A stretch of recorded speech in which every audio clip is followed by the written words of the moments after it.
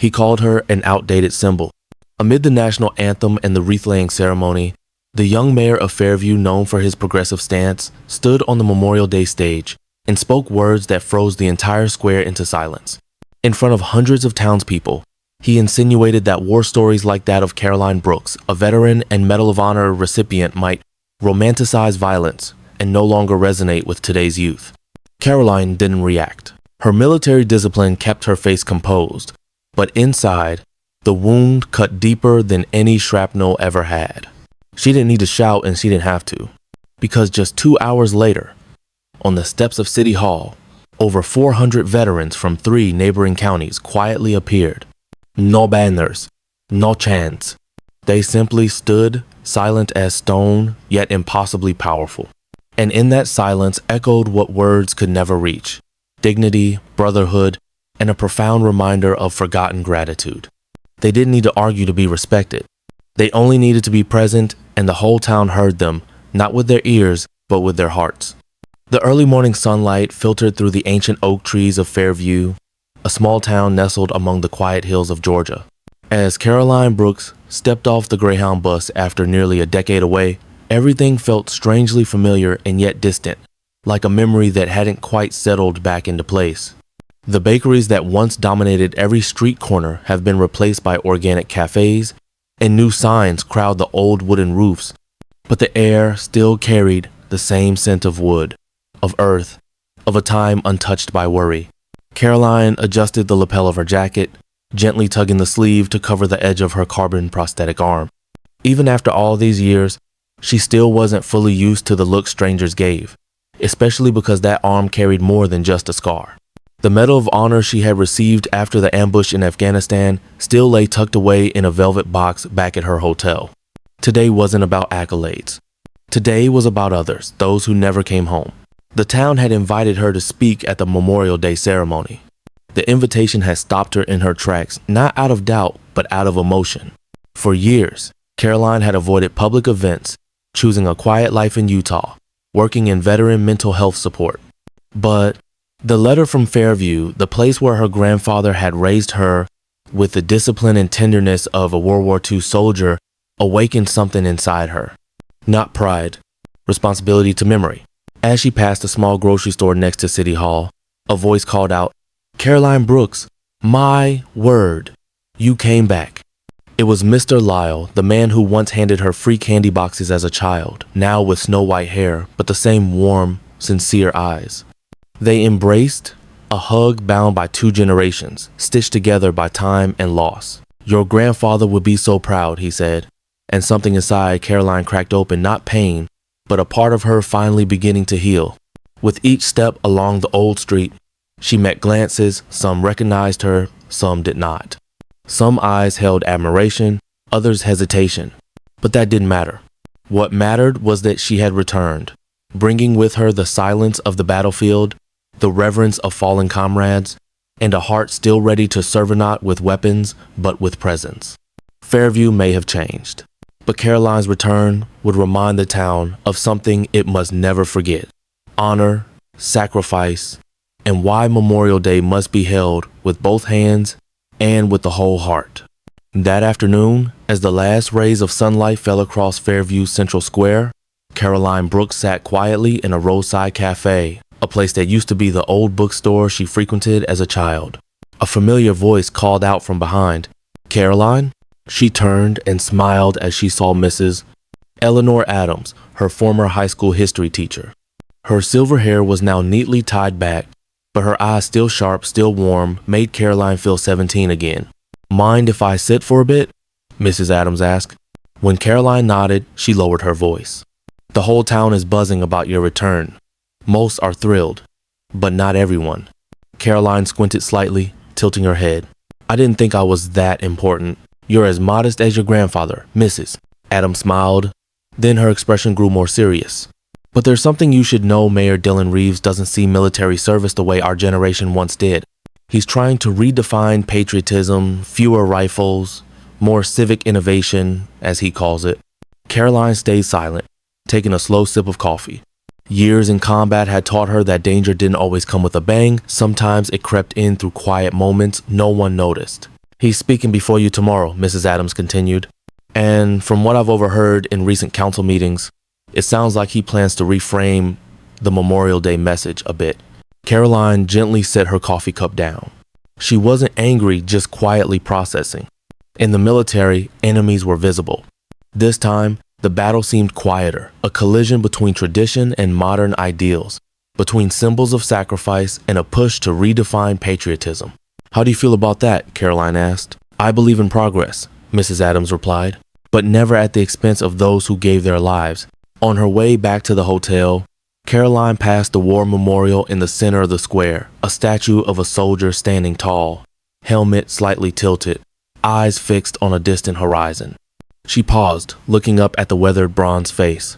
Tomorrow, she'd stand just a few steps from this statue, not to argue or defend, but to speak what she knew to be true, that some values can't be polished into relevance with eloquent speeches, and some deaths are never outdated. A soft breeze swept through the street. Caroline gently gripped the edge of her left sleeve, not to hide the wound, but to remind herself, the battle isn't over. It has only changed its form. That afternoon, as the crowd had mostly dispersed, Caroline quietly left the town center and walked through the old rusted iron gate into Fairview Cemetery, where rows of headstones stood solemnly among deep green grass and silent oak trees. Here, time seemed to slow down, and all the noise of the modern world faded away. She moved slowly through each row, every name a part of the town's history, every etched line a story once passed down through generations. When she stopped in front of a modest gravestone, its letters worn by the years, Caroline knelt down and gently placed her hand on the cold stone. Raymond Brooks, Sergeant, U.S. Army, Vietnam War, loving grandfather, a life of duty. I'm home, Grandpa, Caroline whispered. A soft breeze rustled the grass around the grave, as if he were listening. She remembered sitting with him on the porch at dusk, hearing stories not told to glorify combat, but to teach her about duty, loyalty, and sacrifice without conditions. He never pressured her to follow the military path, but it was his quiet strength and presence that planted in her the spirit of service, not loud, but timely and true. Looking at his headstone, she saw a mirror reflecting deep into her soul, and in that moment, she understood. This morning, with its silence, its offense, and its swirl of emotions, was only a chapter in a much larger journey her grandfather had once begun. A journey to preserve values slowly slipping away in a noisy world. Gratitude filled her, no longer just a promise, but a calling, one that rose from memory, from blood, from legacy. She couldn't relive the years he had lived, but she could walk the path he left behind, not with weapons, but with quiet conviction, with a life lived kindly and bravely in the face of doubt. Before leaving, Caroline placed a small coin on the stone, a soldier's tradition, a way of saying, I came, I remember, and I will carry on. Endly, the last light of day spilled across the cemetery, casting a quiet beam over Caroline's back, like her grandfather's voice. Soft but steady, silent but enduring. Memorial Day morning in Fairview was radiant in its quiet peace. Red, white, and blue ribbons were neatly strung along rows of white chairs in front of City Hall. The national flag waved proudly in the early summer sun. The high school band's music echoed gently through the loudspeakers, soft yet full of solemn dignity. Residents arrived in full, from elderly veterans in perfectly pressed uniforms to young families with children standing under the shade of trees. Caroline Brooks appeared in full dress uniform, the one she hadn't worn in many years. Each button was carefully fastened, and her shoes were polished to a gleaming shine. But her Medal of Honor, as always, remained tucked away in its velvet box back at the hotel. She wasn't there to be admired, she was there to remember. Her left arm, amputated at the elbow and hidden beneath an empty sleeve, was the clearest reminder of the cost of service. Seated in the front row, Caroline nodded quietly to each person who came by to shake her hand or offer words of thanks. Some eyes held deep respect. Others carried a trace of discomfort they couldn't quite hide. But she smiled, not to reassure them, but to keep herself steady for the ceremony she had quietly prepared for all week. Mayor Dylan Reeves stepped up to the podium with the confident ease of a man used to being heard. Younger than she remembered from their brief encounter the day before, he wore a sharp suit, his hair meticulously styled. He began with a formal greeting, praising Fairview's history and the value of service. But slowly, his speech began to drift away from the traditional message of remembrance. We honor military tradition, he said, his eyes briefly glancing toward the World War Memorial nearby. But it's time to broaden the definition of patriotism beyond the battlefield, beyond violence, beyond stories marked by scars. We must guide our youth toward a new civic spirit, service through education, innovation, and collaboration. Then his gaze settled on where Caroline sat, and his voice lowered slightly. We acknowledge the service of individuals like Lieutenant Brooks, but we must ask, should we continue to inspire children with images of war? Do such symbols, however brave, truly represent the future America is striving for? Silence blanketed the entire square. No applause. No murmurs. The old soldiers sat up straighter. Caroline remained still, her face unreadable, but her spine had stiffened, as if she were once again in formation before a mission. She didn't need to respond in that moment, because she understood.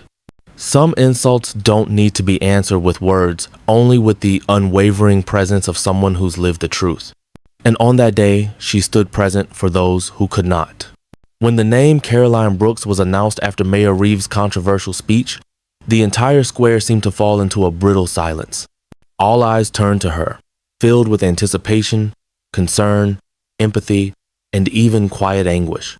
She rose, each step toward the podium firm and composed, as if she were walking onto a battlefield with no bullets, but no less invisible harm. No theatrics, no grandstanding. Caroline began with a voice that was low and steady. I didn't come here to glorify war.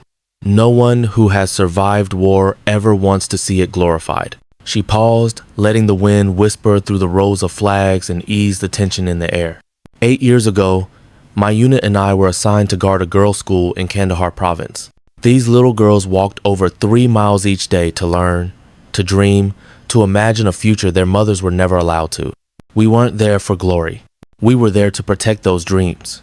Her voice didn't waver, it simply carried the weight of memory. She spoke of the 3 teammates who didn't come home. Lieutenant Miguel Lopez, who called his twin daughters every night before guard duty. Combat medic Jenna Rowe, who saved dozens of Afghan civilians with her skilled hands and boundless compassion. Sergeant James Park, who ran back through a hail of gunfire to carry out a wounded child and never came out again. They didn't die for strategy. They died because they believed some things are worth protecting, like the right to learn, the right to be free, and the right of the innocent to live. Caroline lifted her gaze, her eyes not tearful, but deep and unwavering. That is not an endorsement of violence. That is a choice to live for others, even if it means dying for them.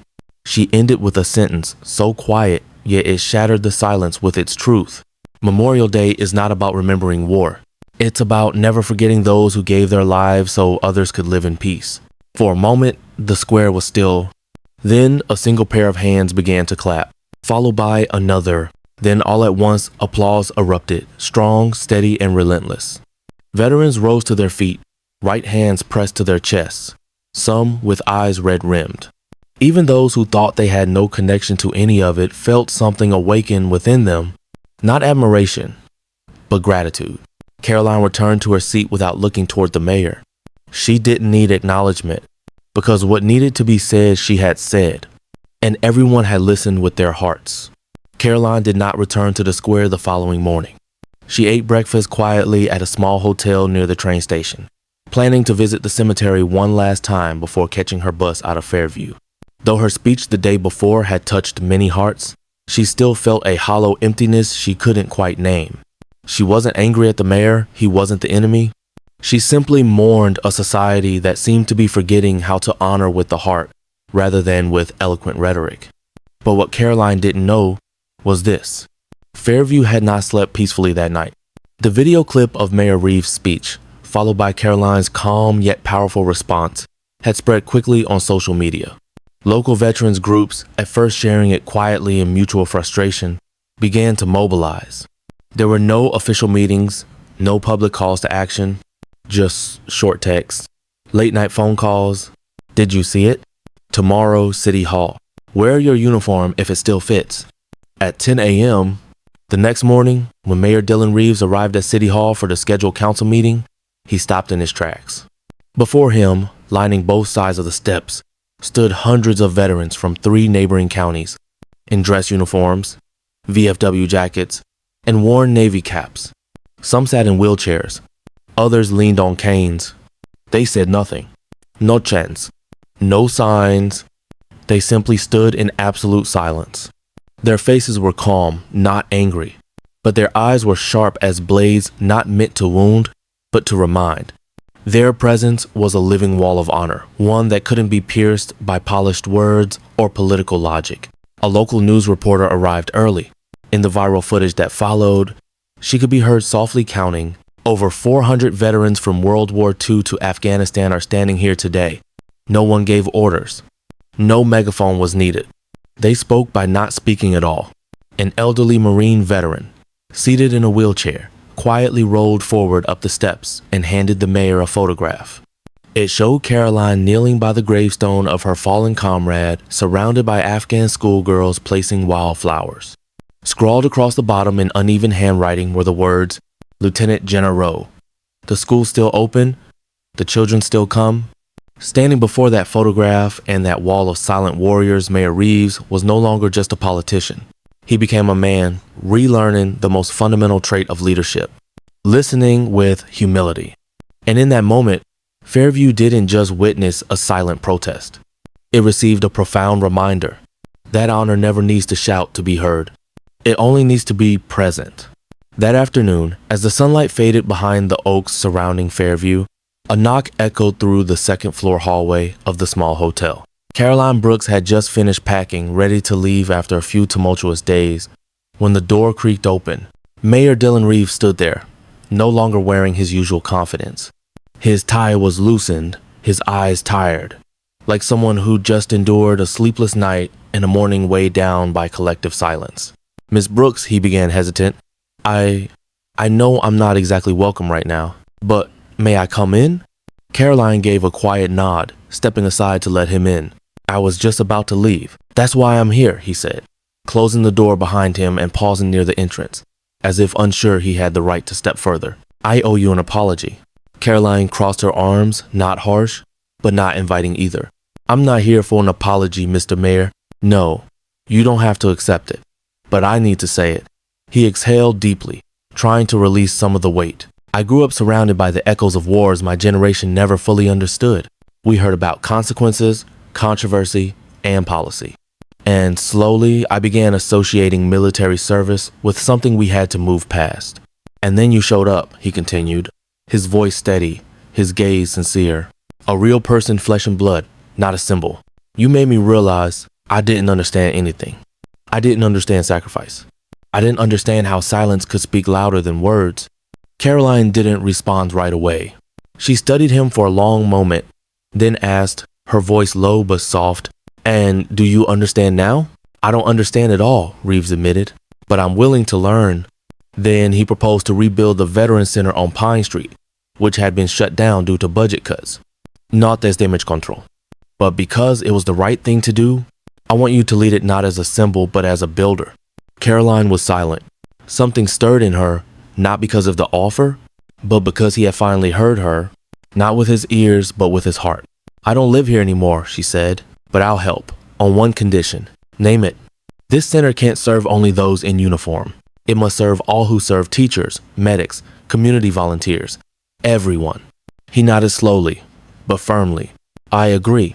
That conversation didn't end in a conflict, but it opened a new chapter where two people from two generations, with different beliefs, chose to stand on the same side, for honor, for service, and for a Fairview that does not forget where it came from. 6 months later, on a bright autumn morning filled with golden sunlight, the town of Fairview gathered once more in front of a building long forgotten, the Pine Street Veterans and Community Center. But today, it was no longer a faded relic of the past. It had been reborn, glowing with laughter, footsteps, and hope. Standing before the crowd, Mayor Dylan Reeves took the wooden podium for the first time without a speech crafted by media consultants. He began with the truth. This building was brought back to life not because I was right, but because I was wrong. And thanks to people like Lieutenant Caroline Brooks, I've learned how to be more right. A made no excuses. No spin. He looked directly at the rows of veterans, citizens, and young teens enrolled in the town's new volunteer program and said, "I once believed patriotism needed to be redefined, But I forgot that before we reinvent, we must first remember. In the crowd, Caroline didn't stand on stage. She blended in quietly, just as she preferred. As she had once requested, the center was not solely for veterans. It was a space for all who had served their communities in silence. A retired nurse teaching first aid to students, a former Marine showing teen survival skills, and war-scarred veterans guiding a generation that had never known combat. In the back garden, children and adults planted flowers beside the American flag. Upstairs, in a quiet second-floor room, a support group met, helping veterans face the invisible wounds they'd carried for years. Amid this warmth, a young girl, no more than 12, walked up to Caroline. She wore a name badge from the Youth Volunteer Program. "Are you the one who protected the school in Afghanistan?" the girl asked, eyes wide. Caroline smiled gently. "I wasn't the only one, but I was part of it. I saw your arm is gone," the girl said softly, then hesitated. "But I think it makes you look even stronger." Caroline knelt slightly, resting her hand on the girl's shoulder. Strength comes in many forms. Sometimes it's fighting. Sometimes it's forgiving. And sometimes it's just the courage to come back and begin again. She looked around the center, now vibrant with life and humanity. And in that moment, Caroline knew, even though she was no longer on the front lines, she was still serving. Not with weapons, but with steady, quiet leadership. Just as her grandfather once had. Fairview hadn't just revived a building. They had rekindled how they understood honor, service, and community. And that was worth fighting for. In a world often loud with division and assumption, sometimes disciplined silence becomes the most powerful language of dignity. The story of Caroline Brooks and the veteran community of Fairview is not just a memory of the past, it's a door to re-understanding the present. That respect is not optional, it is a fundamental part of character. Honor doesn't come from grand speeches. It comes from acts that go unrecorded. Service doesn't just live on the battlefield, it lives in the small, steady, unseen choices we make each day. If this story moved you, comment the word respect to honor those who have sacrificed in uniform or everyday life. And don't forget to subscribe for more powerful human stories. Because in a world desperate to be heard, we need more bridges of empathy than ever before.